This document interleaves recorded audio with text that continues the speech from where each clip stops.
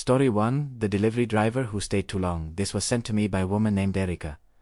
She works remotely for a marketing firm and lives alone in a newer townhouse development just outside a mid-sized city. The kind of place where the lawns are identical and people wave.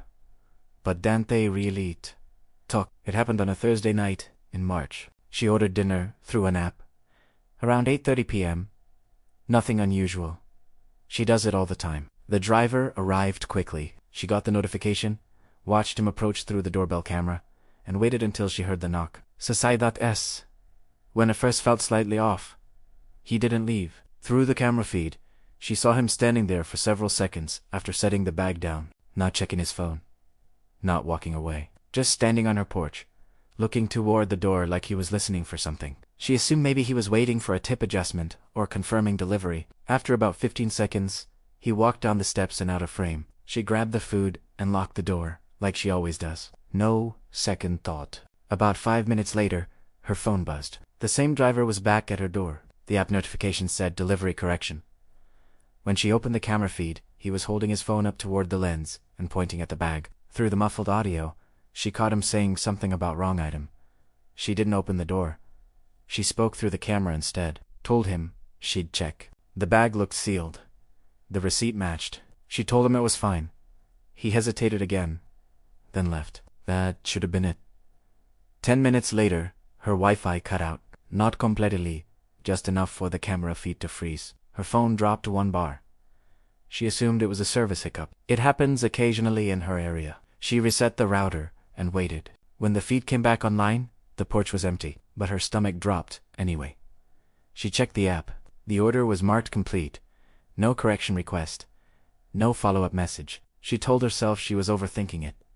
Ate her dinner. Tried to focus on work. Around 10:15 p.m., her dog started growling at the front door. Not barking, just a low, steady growl she said she'd never heard before. She opened the camera again. The driver was back. This time, he wasn't holding anything. He was standing at the edge of her porch, not directly in front of the door, slightly off to the side. Like he was avoiding the camera. It's a direct view. She didn't speak. She just watched. He looked toward her window, then down at the doorknob, and then she swears to this. He reached out and lightly tested it, just once. The handle didn't move. Her phone lost signal again. When the connection returned, he was gone. She called the police. An officer drove through the neighborhood but didn't find anyone matching the description. No reports of suspicious activity. No visible damage. The officer suggested maybe the driver was confused about the order, but the next afternoon, her next-door neighbor mentioned something strange. Around 10:30 p.m. the previous night, someone had walked down the row of townhouses testing door handles. They'd caught it briefly on their own camera before it glitched. Nothing was taken. No arrests were made. The delivery app said the driver's account had been deactivated for unrelated reasons. Erica still orders food sometimes, but now she waits in complete silence after it's dropped off, and she never opens the door until she's certain the car is gone. Story 2: The wrong apartment key. This one came from a guy named Daniel. He lives in what he described as a secure apartment building downtown. Key fob entry at the front door. Cameras in the lobby. Individual deadbolts on every unit. He said he chose the place specifically because he travels for work and wanted something that felt safe. It started at exactly 2:03 a.m. on a Sunday. He was half asleep when he heard it. The distinct metallic click of a key turning in a lock. He said the sound cut straight through him because he lives alone. No roommates. No overnight guests. No one else should have a key. The handle pressed down slowly. The door opened maybe an inch before catching against the chain lock he always fastens at night. He didn't move. He just stared at the door from his bed across the room. There was a pause on the other side, long enough for whoever it was to realize the door wasn't opening fully. Then the handle eased back up. The door clicked shut. No knocking. No apology. No sound of footsteps in the hallway. He stayed frozen for almost 5 minutes before getting up to check. When he opened the door, the hallway was empty. He called building security immediately. They reviewed the lobby footage. No one suspicious entered around that time. Management insisted that only 2 keys existed to each unit, his and one secured in their office safe. They said no duplicates had been issued. Daniel asked if maintenance had entered accidentally. They said no work orders were filed. For a few days, he convinced himself it had been a mistake. Maybe someone on the wrong floor. Maybe he misheard it. But then things started shifting, subtle things. He came home from work and noticed the dining chair he keeps tucked under the table was angled slightly outward. Asumedity left it that way. A week later, the small rug by his couch was pulled an inch away from the wall. Not enough to be obvious, just enough to feel wrong. He started taking pictures before leaving the apartment. Small details. The exact position of the blinds. The alignment of his coffee table. Twice, he returned to find differences. The blinds slightly higher than in the photo. The bathroom light switch flipped up instead of down. No forced entry. No scratches on the lock. No damage to the frame. He replaced the deadbolt himself without telling management. Installed a small battery-powered camera inside facing the door. 3 nights later, at 2:11 a.m., the camera recorded the handle turning. The deadbolt held. The door didn't open, but the handle moved. Slowly, deliberately. The next morning, management claimed it must have been building pressure or faulty hardware. Daniel asked again about the spare key. They assured him it hadn't left the safe. He moved out 2 weeks later. No confrontation. No proof. Just the lingering feeling that someone had access. And the part that still bothers him most isn't the door opening. It's that whoever it was stopped trying once the camera went up. Like they knew. Story 3. The babysitting job in a safe neighborhood. This one was written by a college sophomore named Leela. She babysits regularly to help with tuition, mostly for families in an upper-income neighborhood about 20 minutes from campus. She described the area as the kind where everyone has a security system sign on the lawn and SUVs in the driveway. The parents she was hired by seemed normal. Early 40s, professional, polite, 2 kids under 10. They told her they'd be out of town for 3 nights attending a conference and needed someone to stay at the house. The first night was quiet, after the kids went to bed. She settled into the living room and noticed the small camera mounted in the corner near the ceiling. She'd seen it during the walkthrough. The mom had mentioned they liked to monitor the common areas for peace of mind. It didn't bother her at first. Around 10:45 p.m., she received a text from the mom. "Hey, could you just check the door to the basement? I don't remember if we locked it." Lila walked over, confirmed it was locked, and texted back. 2 minutes later, the camera in the living room went offline. She only noticed because the small green indicator light turned off. She assumed it was Wi-Fi. The router sat on a shelf nearby. Nothing else disconnected. Her phone still had signal. The light came back on about 30 seconds later. She didn't think much of it. The second night, something similar happened. This time, the dad texted around 11:30 p.m. "Can you make sure the office window is shut? We had a draft last week." She found it closed. As she stepped back into the hallway, the camera feed in the entryway flickered and cut out briefly. The pattern repeated. Text. Specific room. Brief camera outage. By the third night, she felt it before it happened. At 11:12 p.m., her phone buzzed. "Hey, weird question, but can you just look into our bedroom and make sure nothing's out of place? I had a feeling I left something important on the dresser." Lila hesitated. They hadn't mentioned their bedroom before. It wasn't part of her responsibilities. The kids were asleep. The house was quiet. She walked upstairs anyway. The bedroom door was closed. When she opened it, the room was completely dark. No lights on. No obvious disturbance. She stood there for maybe 10 seconds. Her phone buzzed again. "Everything okay?" The camera in the upstairs hallway was off. That's when she felt something shift. She realized they weren't just asking her to check rooms. They were tracking where she was. She didn't respond immediately. Instead, she walked back downstairs and stood still in the kitchen. Another text. "You don't have to go in if it makes you uncomfortable." She hadn't said she was uncomfortable. The next morning, she packed up early. The parents returned that afternoon, except they hadn't been out of town the entire time. 2 days later, she ran into a mutual acquaintance who mentioned seeing the couple at a local restaurant the second night she was there. Not hours away, not at a conference. When she texted the mom to ask about it, the reply was short. Plans changed briefly. "We didn't think it was a big deal." She never got an explanation about the cameras going offline, or why they needed to know exactly which room she was in. She declined future jobs, and to this day, she doesn't know if they were checking on the house, or checking on her. Story 4. The man across the street. This one came from a woman named Teresa, mid-30s, divorced, lives alone in a quiet suburban neighborhood with evenly spaced houses and streetlights that hum at night. She said the street is the kind where kids ride bikes in the afternoon and nothing ever really happens. She first noticed the car in late April. It was parked directly across from her house, along the curb, facing toward the main road. An older gray sedan. Nothing flashy, no tinted windows, no obvious reason to stand out, except it was there at 9:40 p.m., exactly 9:40. She only paid attention because that's when she usually takes her trash out. Same routine, every night. Same time. The first few evenings, she assumed it belonged to a neighbor's guest. But it didn't move. The engine wasn't running. The headlights were off. And she could just barely make out a silhouette in the driver's seat. A man. She waved once out of reflex. The silhouette didn't respond. On the fourth night, she stepped outside again at 9:40. The car was already there. This time, she didn't wave. She just stood on her porch longer than usual, pretending to tie the trash bag. The driver's side window was cracked slightly. She couldn't see his face clearly. Just the outline of his head turned slightly toward her house. The next morning, the car was gone. She called the non-emergency police line after it happened for the 7th consecutive night. An officer drove through around 9:50 p.m. The car wasn't there. Probably someone waiting to pick someone up. Tate told her, not illegal to park on a public street. That should have reassured her. Instead, it made her feel exposed. A week later, her internet started acting strangely. Nothing dramatic, just intermittent slowdowns. Around 9:30 p.m. Streaming.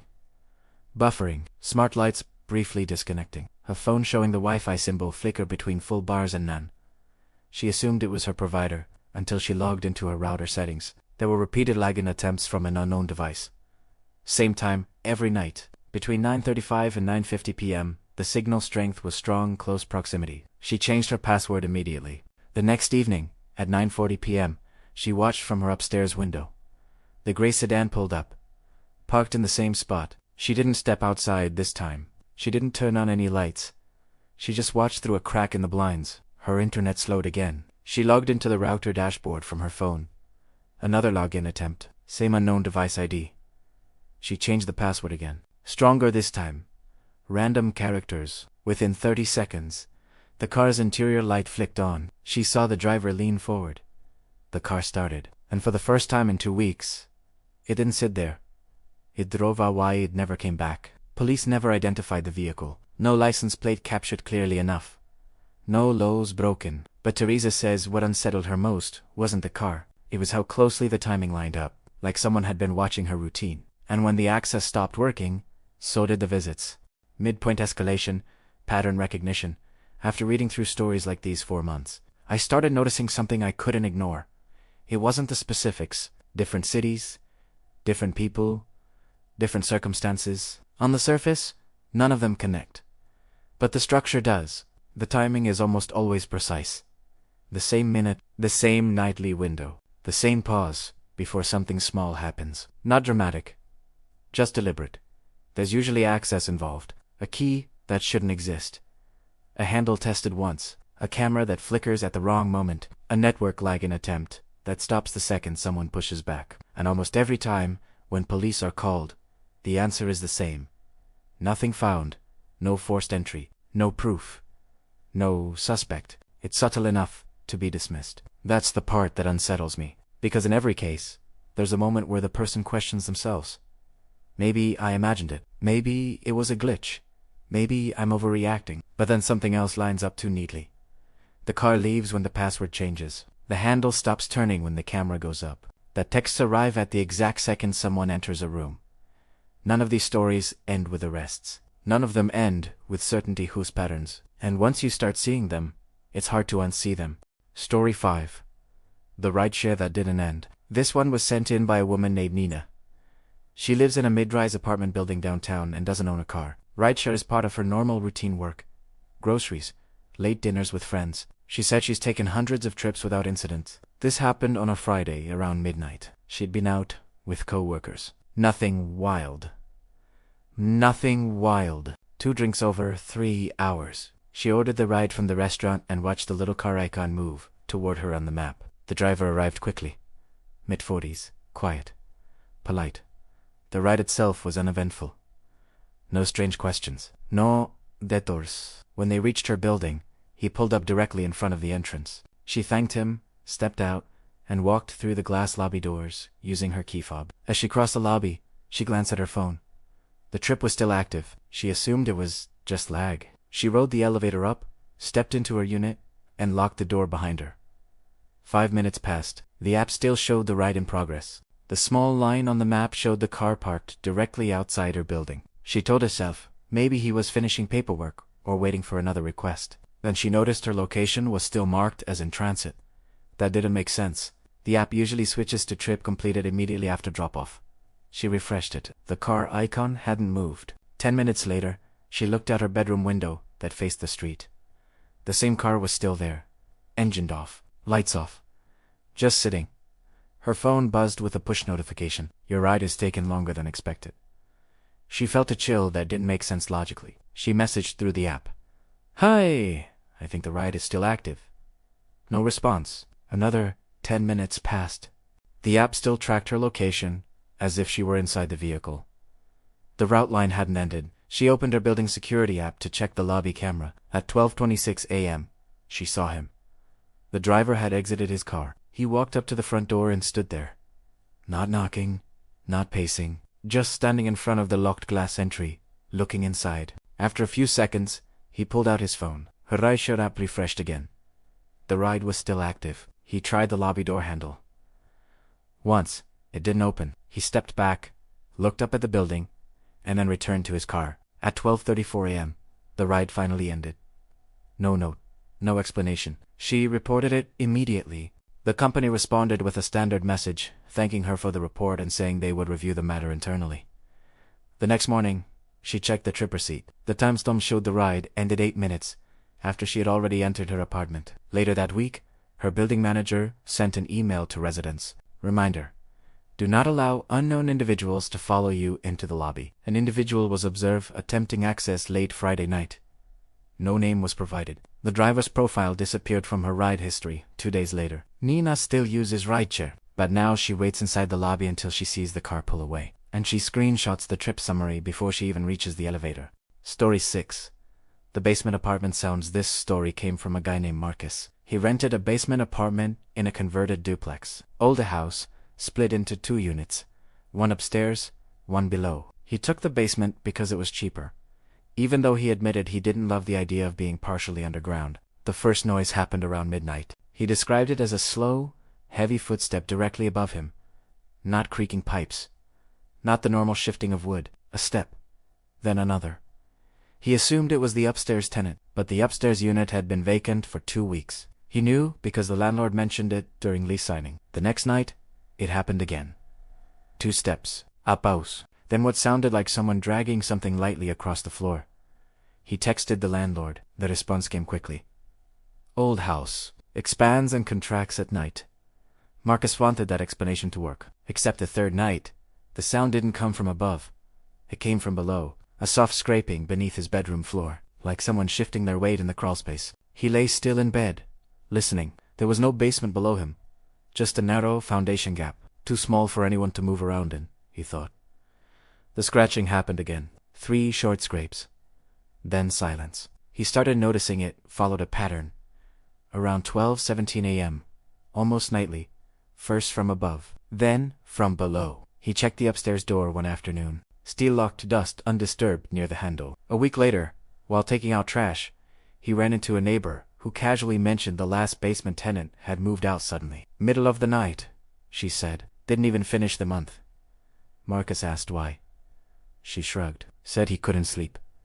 That night, the sounds were louder, distinct footsteps above him. Then, directly beneath his bed, a deliberate knock. 3 taps. He sat up immediately, heart pounding, but trying to stay rational. He grabbed a flashlight and went outside to the side of the house where the crawlspace access panel was located. It was slightly ajar. He was sure it had been closed before. He crouched down and shined the flashlight inside. The space was narrow, dead-packed, barely 2 feet high, but the latch on the inside of the panel was flipped open. From the inside, he stepped back slowly. The landlord came the next morning and insisted it must have come loose.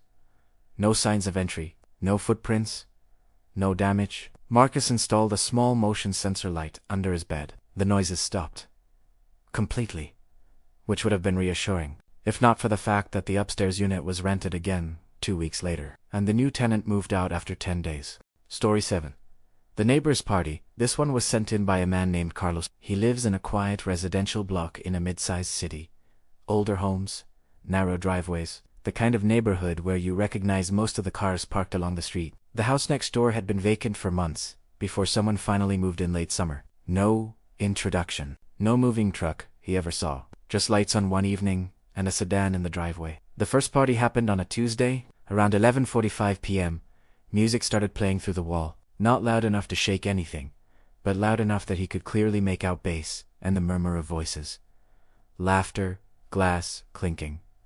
Multiple people. He checked the time because it felt strange for a weekday. It went on past midnight. Carlos debated knocking, but decided against it.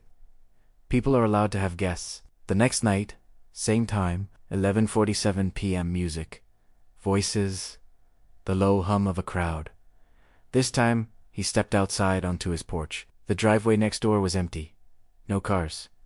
No visible lights on inside the house. But the sound was unmistakable. He walked closer, trying to pinpoint where it was coming from. As he reached the edge of his yard, the music stopped abruptly. Total silence. He stood there for a moment, feeling slightly ridiculous, then went back inside. 2 nights later, it happened again. This time he didn't wait. He walked straight up to the front door and knocked. No answer. The music cut off the second his hand touched the door. He tried the handle without thinking. Locked. He stepped back and glanced through the front window. Dark interior. No movement. No silhouettes, nothing. As he walked back toward his own house, he felt watched, though he couldn't explain why. The following week, the pattern escalated. The music didn't start until 12:10 a.m., and it sounded full. More voices. Louder laughter. At one point he heard what sounded like a toast, glasses raised, cheering. He called the non-emergency police line. An officer arrived around 12:35 a.m. By then, the house was completely silent. The officer knocked. No response. Checked the perimeter. No visible signs of activity. No vehicles. No noise, he said. Probably just echoes from down the block. Carlos knew the acoustics of his own street. It wasn't coming from anywhere else. Later that night, unable to sleep, he stood at his upstairs window overlooking the street. At 1:02 a.m., he saw headlights flicker on. But not from the driveway, from the side of the house. One by one, 3 vehicles pulled out from the narrow alley that ran behind the property, all with headlights off. They rolled slowly toward the main road before turning their lights on, only after they'd reached the intersection. The next morning, the house was quiet again. No cars, no visible signs anyone had been there. 3 weeks later, a for sale sign appeared on the lawn. No open house. No listing photos ever went up online. Within days, the sign was marked under contract. Carlos still doesn't know who lived there, or how multiple cars managed to disappear every time someone came looking. Escalation bridge, the almost fatal decision. There's another detail that repeats in almost every one of these stories, and it's easy to miss if you focus only on what actually happened. It's the moment right before, the split second where the person almost did something that would have changed the outcome completely. Erica almost opened the door to fix the delivery mistake. Daniel almost removed the chain lock because he thought he was imagining the sound. Lila almost went back upstairs when the parents texted again. Teresa almost walked across the street to ask the man in the car what he was doing. Nina almost went back down to the lobby when she saw the driver standing outside. Carlos almost forced the neighbor's door open, just to prove to himself the noise was real. In every case, there's a hesitation, a quiet internal debate. Am I overreacting? Am I being paranoid? Is this just awkward timing? And every time, the person pulls back at the last second, not because they know something terrible would happen, but because something feels slightly wrong. It's not instinct in the dramatic sense. It's discomfort, and sometimes discomfort is the only warning you get. Story 8. The hotel room that wasn't empty. This one came from a man named Aaron, early 40s. Consultant. The kind of job that keeps you in airports more than at home. He said hotels stopped feeling like places years ago, just interchangeable rooms with neutral art and identical carpeting. It happened during a one-night stay in a business district he visits often. He checked in around 11:30 p.m. The lobby was nearly empty. The front desk clerk handed him a key card, confirmed the room number, and pointed him toward the elevators. Nothing unusual. By the time he reached his floor, it was close to 1 a.m. He walked down the quiet hallway, rolled his suitcase behind him, and tapped the key card against the reader. The light flashed green. The lock clicked. He pushed the door open. The television was on. Muted. A low blue glow filled the room. For a second, he thought maybe housekeeping had left it running. Then he saw the silhouette shift near the window. Someone was standing inside. He froze in the doorway. The figure turned slightly. Not startled. Not surprised. Just aware. Aaron stepped back immediately and pulled the door closed. His heart was pounding so hard he said he felt lightheaded. He double-checked the room number on the plaque beside the door, Correct floor. Correct number. He went straight back to the elevator and down to the lobby. The same clerk was still there. Aaron explained calmly that someone was already in his assigned room. The clerk frowned and said, "That was impossible." The room was marked vacant in the system. No other keys had been issued since checkout that morning. Aaron insisted. The clerk reprogrammed a new keycard and said maybe the previous guest hadn't fully checked out. They walked upstairs together. The hallway was silent. The clerk tapped the new card against the door. Green light. The door opened. The room was empty. Television off. Bed mate. No luggage. No personal items. No signs of occupancy. Aaron stepped inside, slowly. The air felt slightly warmer than the hallway. He walked to the window. The curtains were partially drawn. The clerk apologized for the confusion and offered him a complimentary breakfast voucher. Aaron didn't argue. He just asked for a different room. He slept lightly that night. The next morning, he requested security footage from the hallway camera near his assigned room. The hotel manager told him that section of the system was undergoing maintenance and had been offline for several days. No footage was available. That explanation bothered him more than the figure. 2 days later, back home, he received an alert from his bank. Multiple login attempts from an unfamiliar IP address. Location: the city he had just left. The timestamp was 1:07 a.m. The same time he'd opened the hotel room door. He checked his email. There had been an attempt to reset his primary account password using hotel Wi-Fi. He hadn't connected his laptop that night. Only his phone. When he contacted the hotel again, they denied any network breach. Claimed their system was secure. No other guests reported issues. Aaron still travels for work. But now he does something different when he enters a hotel room. He knocks first, not lightly. And he waits. Because what unsettled him wasn't seeing someone inside. It was how calm the silhouette had been, as if being there wasn't the mistake. Him walking in was... Story 9. The rural property caretaker. This one came from a man named Tyler.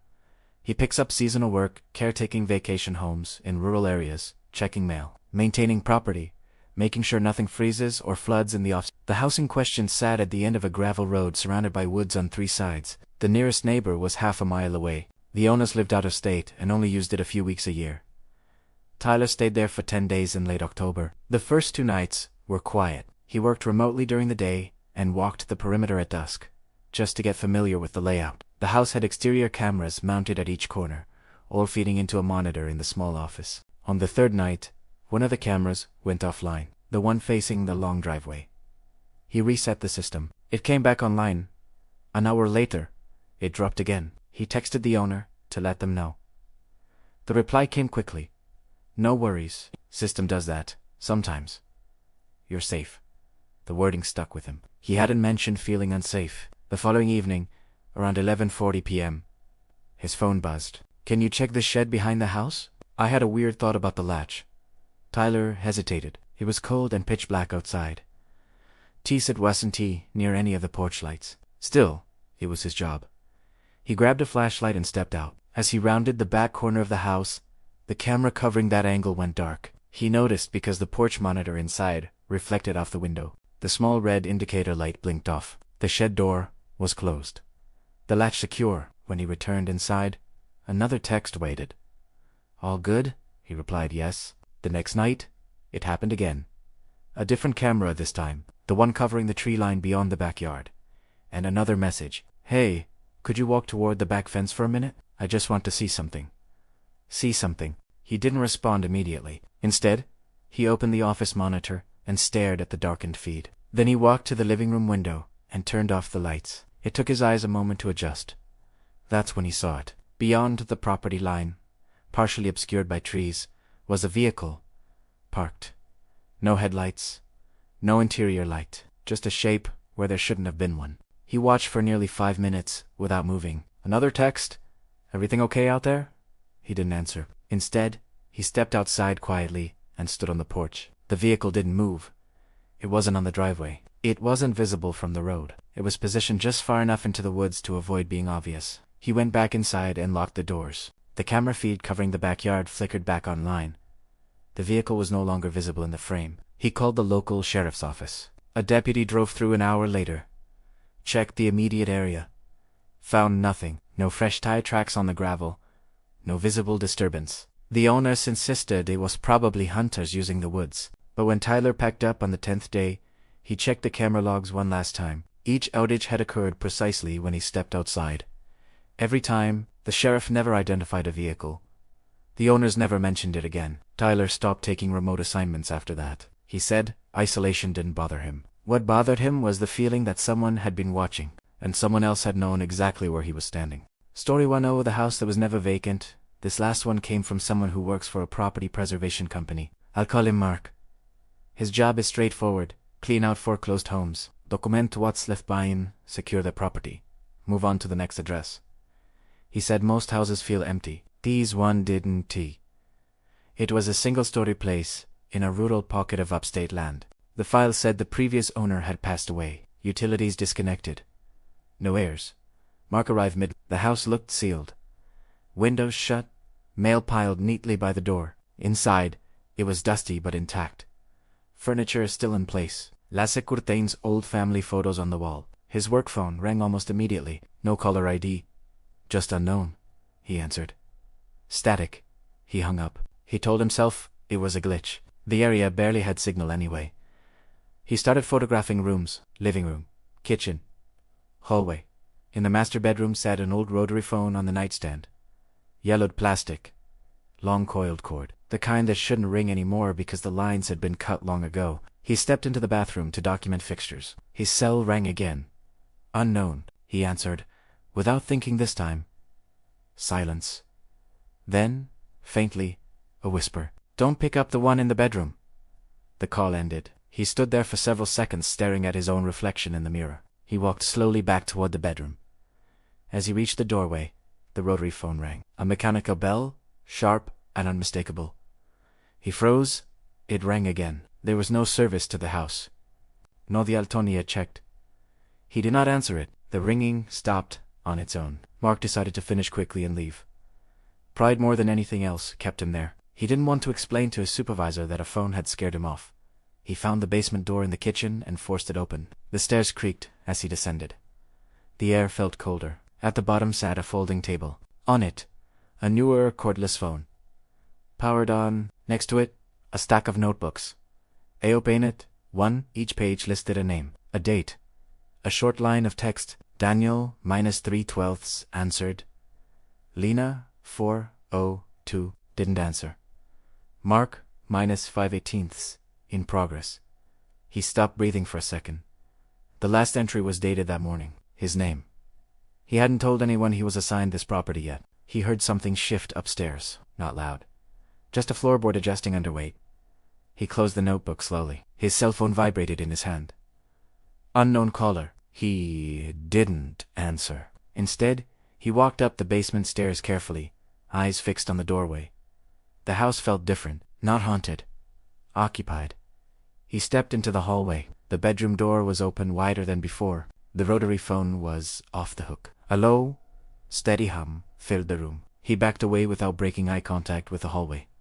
He didn't check the rest of the house. He didn't call out. He grabbed his keys from the kitchen counter and left through the front door, closing it gently behind him. He didn't report everything. Just wrote that the property showed signs of possible interference and recommended reassignment. 3 days later, another worker was sent out.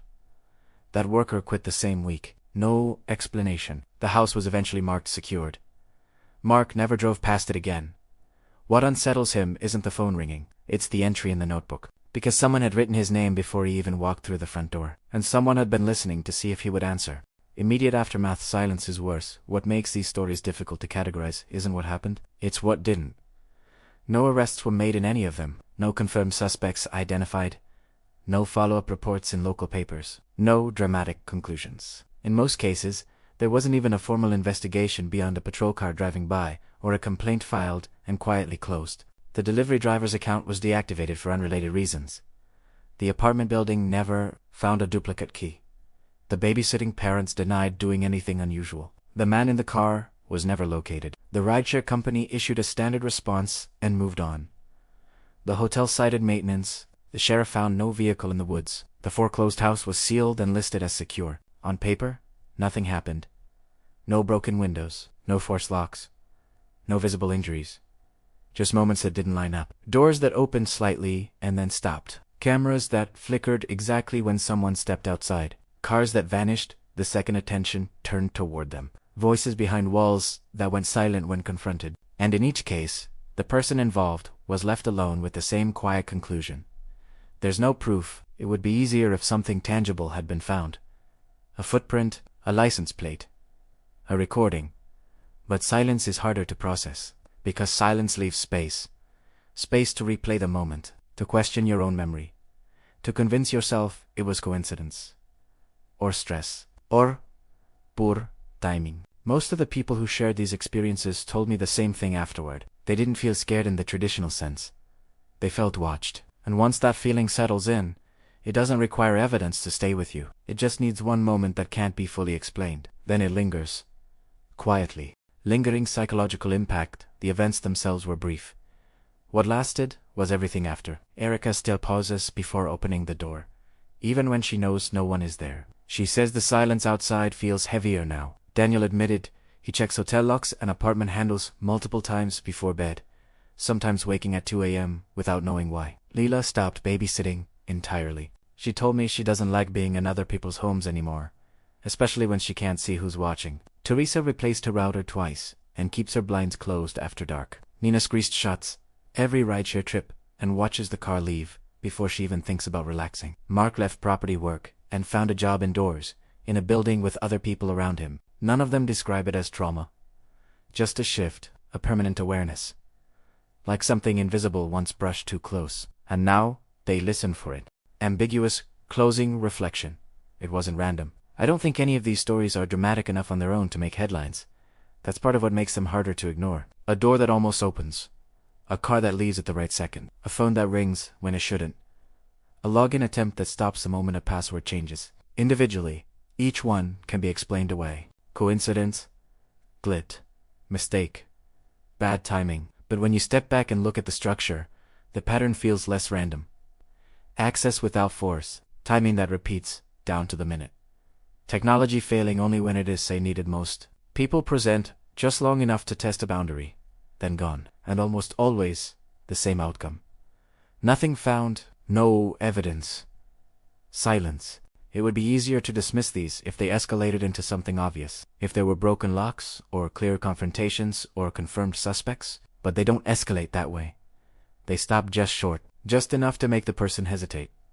Just enough to plant doubt. Just enough to test how far they can go. That's the part that unsettles me most. Because testing implies intention. And intention implies planning. Maybe every one of these is isolated. Different people in different cities, making unrelated decisions that happen to follow similar patterns. Or maybe the reason they feel isolated is because they're never viewed together.